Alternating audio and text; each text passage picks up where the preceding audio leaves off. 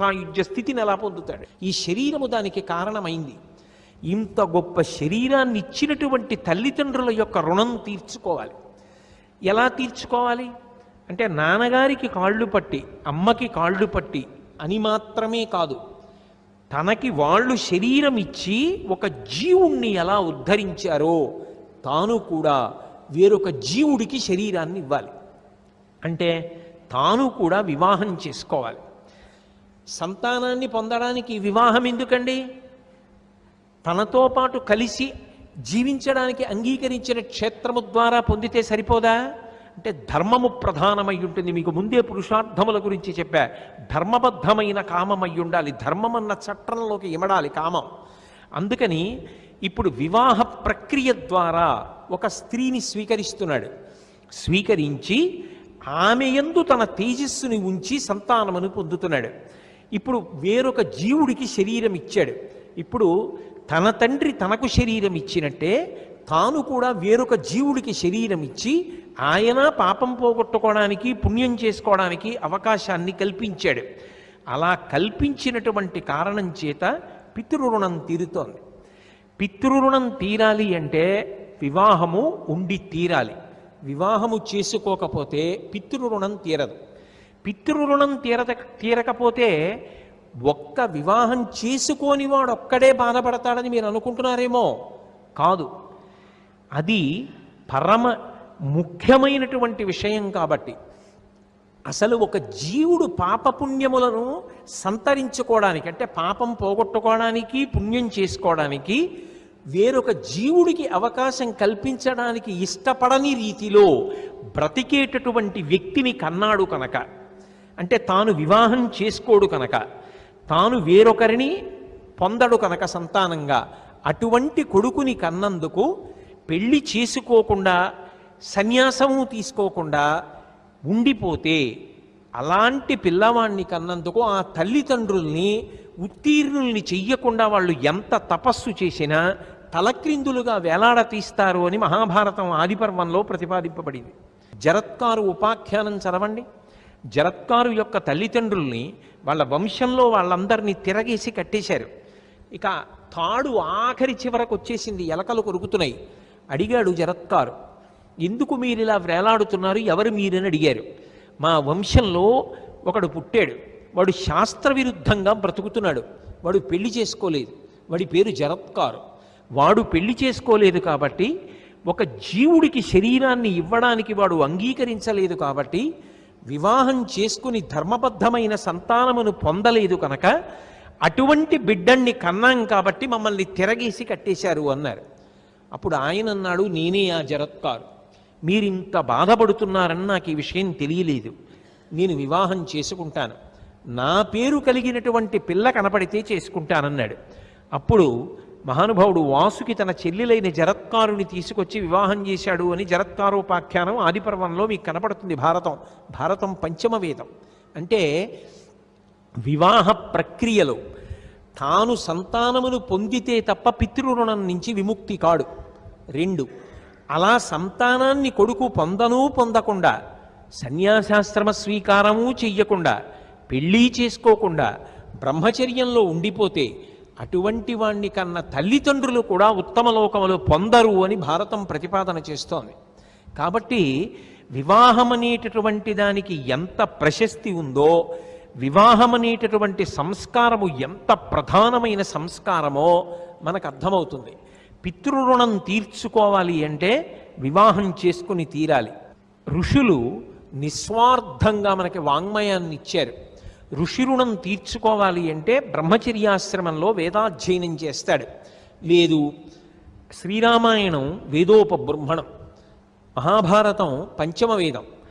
శ్రీరామాయణం తెచ్చుకొని ప్రతిరోజు రామాయణం చదవాలి, ప్రతిరోజు భారతం చదవాలి, ప్రతిరోజు భాగవతం చదవాలి. వేదం చదవకపోతే కనీసంలో కనీసం వేదతుల్యమైనటువంటి వాంగ్మయాన్ని చదవాలి. అలా చదవాలి అంటే తను చదువుతూ కూర్చుంటే తనకి వండి పెట్టేది ఎవరు? ఎవరన్నం పచనం చేసి పెడతారు? ఎవరు తన బిడ్డల్ని పెంచి పెద్ద చేస్తారు? ఎవరు వాళ్ళకి స్నానం చేయిస్తారు? ఎవరు బట్టలేస్తారు? ఆమె లేనినాడు అది ఇల్లే కాదు. గృహిణీ గృహముచ్యతే. ఇల్లంటే ఇటకలతో కట్టినది కాదు. ఇంట్లో ఇల్లాలు లేకపోతే అసలు ఆ ఇంటికి ఇల్లన్న మాటే లేదు. కాబట్టి వివాహ బంధం ద్వారా ఆమెని స్వీకరించినటువంటి కారణం చేత తాను వేదతుల్యమైనటువంటి వాంగ్మయాన్ని ప్రతిరోజు చదువుకుని ఋషుల యొక్క రుణం తీర్చుకుంటాడు.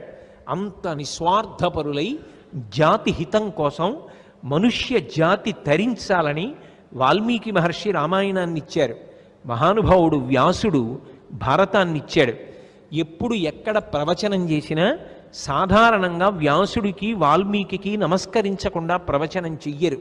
ఎందుకు చెయ్యరు అంటే వ్యాసుడు చంద్రవంశాన్నంతటినీ చెప్పాడు, వాల్మీకి సూర్యవంశాన్నంతటినీ చెప్పారు. వాళ్ళిద్దరూ సూర్యచంద్రుల యొక్క వంశాలు చెప్పి ఇతిహాసములను, రామాయణము వేదోపబృంహణము, పంచమ వేదము భారతము, వేదతుల్యమైన గ్రంథములు వేదం చదువుకోని వాళ్ళు కూడా చదువుకోవడానికి వీలుగా ఇచ్చారు. వాళ్ళేం సత్కారాలు కోరుకోలేదు, బిరుదులు కోరుకోలేదు, తాంబూలాలు కోరుకోలేదు.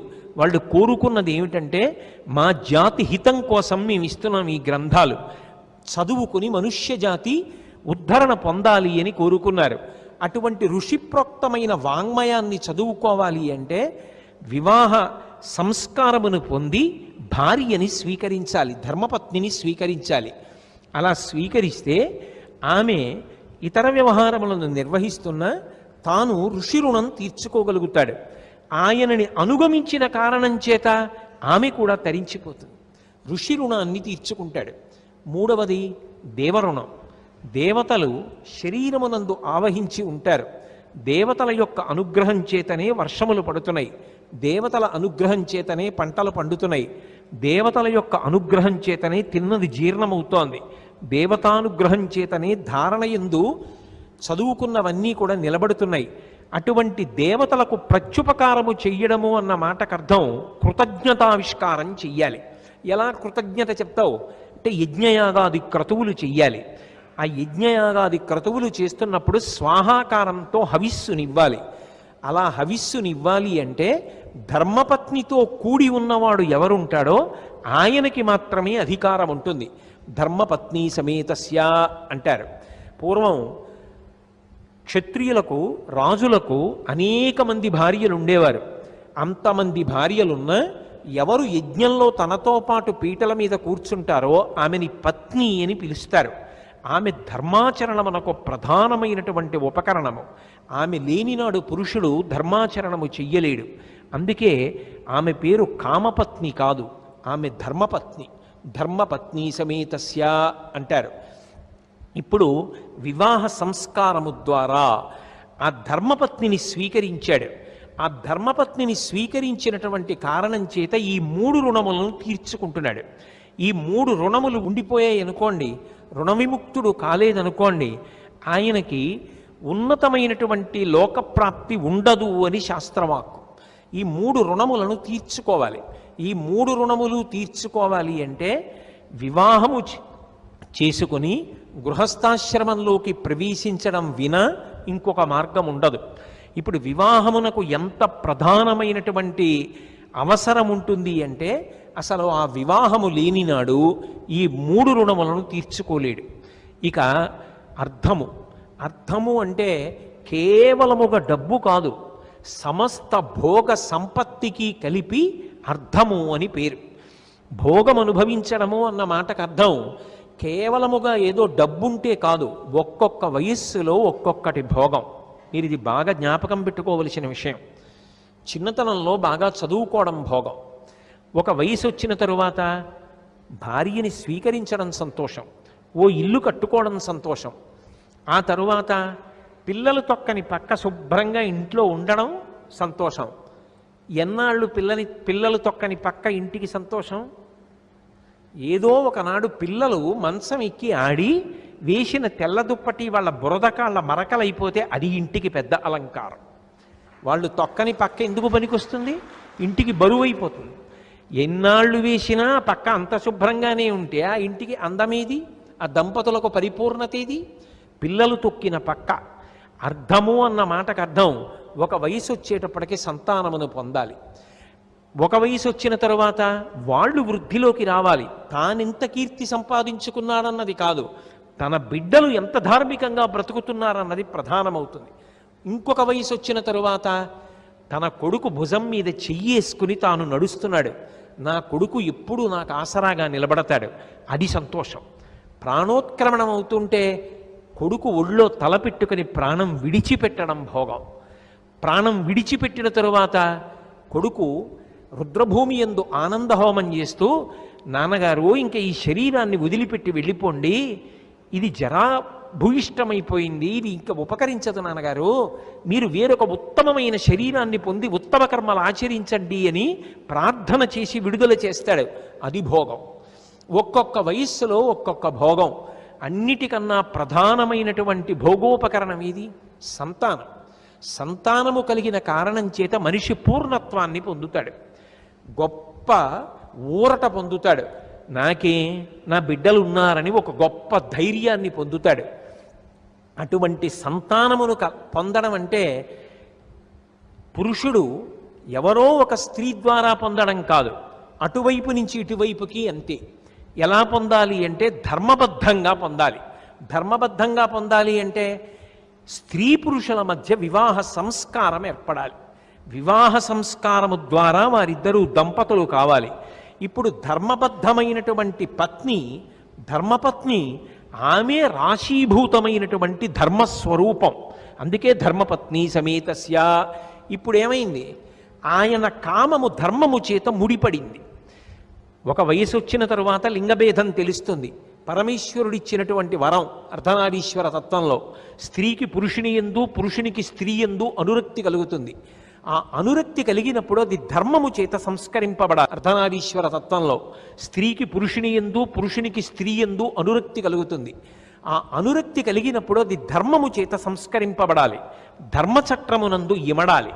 ఇప్పుడు ధర్మబద్ధమైన కామము ఆమె యందు ఉంచుకున్న కారణం చేత, పత్ని యందు కామము ధర్మబద్ధమైన కారణం చేత ఉత్తమమైన అర్థము కలుగుతోంది. ఏమిటా అర్థం అంటే కొడుకు పుడుతున్నాడు, కూతురు పుడుతోంది. ఇప్పుడు ఆ కూతురికి పెళ్లి చేశాడు.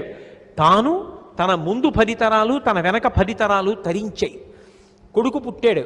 తన తర్వాత కూడా ఇంట్లో పూజ చెయ్యడానికి, ఆ ఇంట్లో గోత్రనామాలు వినపడ్డానికి, తన శరీరం పడిపోయిన తరువాత తనకి అంత్యేష్టి సంస్కారం చెయ్యడానికి ఒక వ్యక్తి ఉన్నాడు. ఆత్మా వై పుత్రనామాసి అంటుంది వేదం. తానే పుత్ర రూపంలో ఈ భూమి మీద తిరుగుతూ ఉంటాడు. కాబట్టి ఇప్పుడు గొప్ప అర్థము ధర్మము నుండి ప్రభవించింది. ధర్మపత్ని నుండి కొడుకు కూతురు అనబడేటటువంటి గొప్ప అర్థము, భోగ సంచయము పురుషుడికి కలుగుతోంది. కాబట్టి వివాహం అనేటటువంటి సంస్కారము లేకపోతే ఎలా ధర్మబద్ధంగా వీళ్ళిద్దరూ కలిసి ఈ ప్రయోజనాల్ని పొందగలుగుతారు? అలా పొందనినాడు సాధ్యము కాదు. పైగా మీరు ఇంకొకటి ఆలోచించండి, అర్థము అంతవరకే కాదు, తను ఎంత డబ్బున్నవాడైనా కావచ్చు, ఎంత శక్తి కలిగిన వాడైనా కావచ్చు, కానీ తనకి ఇక్కడ ఏది ఉన్నదో ఇక్కడ ఉన్నదాన్ని పుణ్యంగా మార్చుకోవాలి అంటే అలా మార్చుకోవడానికి ఉపకరణం ఒకటి ఉంటుంది. కాబట్టి కోట్ల రూపాయలు ఉన్నాయనుకోండి, నేను వెళ్ళను కానీ వెళ్ళాను అనుకోండి అమెరికా వెళితే అక్కడ ఒక కప్పు కాఫీ తాగడానికి ఈ డబ్బు పనికిరాదు. నేను దాన్ని డాలర్లుగా మార్చుకుని అమెరికా వెళ్ళాలి. అప్పుడు అక్కడ ఇస్తే దాని వలన నాకు కావలసిన ఫలితం వస్తుంది. ఏదో నేను అడిగింది ఇస్తారు, ఆ కాఫీయో టీయో మజ్జిగో అక్కడ తాగొచ్చు. ఈ డబ్బు పట్టుకెళ్ళి అక్కడ అడిగితే ఇవ్వరుగా. ఇక్కడ నీ దగ్గర ఎన్ని ఉన్నా దాన్ని పుణ్యంగా మార్చుకోవడానికి ప్రధాన ఉపకరణం ఎవరు అంటే ధర్మపత్నియే. నా దగ్గర డబ్బుంది, యజ్ఞం చెయ్యాలి, ఆమె ఉండాలి. ఆమె ఉన్ననాడు ధర్మపత్ని సమేతస్య, ఆమెని పక్కన కూర్చోపెట్టుకుని నేను యజ్ఞం చెయ్యాలి. దశరథ మహారాజు గారంతటి వాడు కౌసల్యా సుమిత్ర కైకేయితో కలిసి యజ్ఞం చేశాడు. ధర్మపత్నితో కలిసి యజ్ఞం చెయ్యాలి, ధర్మపత్నితో కలిసి యాగం చెయ్యాలి, ధర్మపత్నితో కలిసి కన్యాదానం చెయ్యాలి. తన కడుపున పుట్టిన కూతురే అయినా ఆమె లేదనుకోండి, ఆ కన్యాదానం పీటల మీద కూర్చునే అధికారం తనకి లేదు.